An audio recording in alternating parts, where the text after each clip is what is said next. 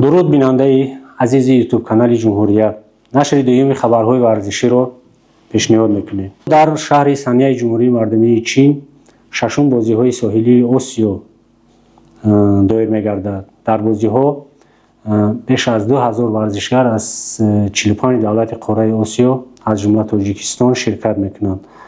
و برنامه بازی‌ها 15 نمود ورزش از جمله شناوری به مسافت 5 کیلومتر، توپ‌بازی در آب، فوتبال ساحلی، هندبال ساحلی، والیبال ساحلی، بسکتبال 3x3، قایق دراکون، گشتی ساحلی، ورزش سبک در ساحل، زورقرانی، شوخ‌پیمایی، تیغ‌بال، کب‌باده ساحلی و آکواتلون داخل است. بنا به معلومات سامانه رسمی بازی‌ها، تاجیکستان را در این مسابقات 11 ورزشکار در 3 نمود ورزش نمایندگی میکنند.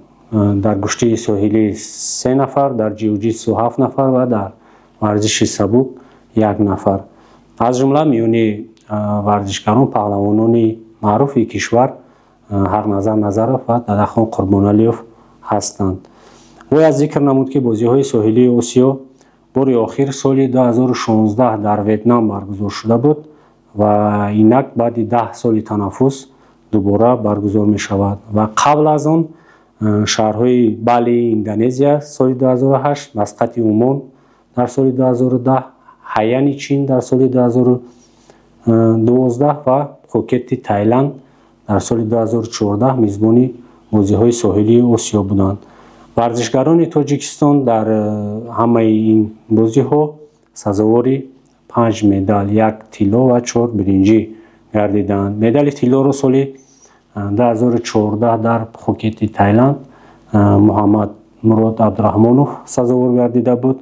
در همین بازی‌ها سعید جلال سعیدов در نمود کورش مدال برنجی و جامی لطیپов در نمود موآی‌تای مدال برنجی گرفته بودند. دو مدال برنجی دیگر را سال 2010 در مسقط عمان ورزشکاران ما سزاوار شدند. خبر دیگر این که دیروز 20 اپریل هیئت دسته منتخب جودوی تاجیکستان با 5 مدال از چمپیونات آسیا به وطن برگشت. طور خبر داده بودیم تاجیکستان را در این مسابقه که از 16 تا 18 اپریل در شهر اودوسی جمهوری مردمی چین دایر گشت 13 نفر نمایندگی کرده. امامعلی نورعلی در وزن 66 کیلوگرم و محیدین اسدالله‌ov در وزن 73 کیلو سزاوار مدال طلا، عابد جیبov در وزن 66 و سامان محمدبکov در وزن 81 سزاوار مدال‌های نقره و مدینه قربانزاده صاحب مدال برنجی گردیده بودند.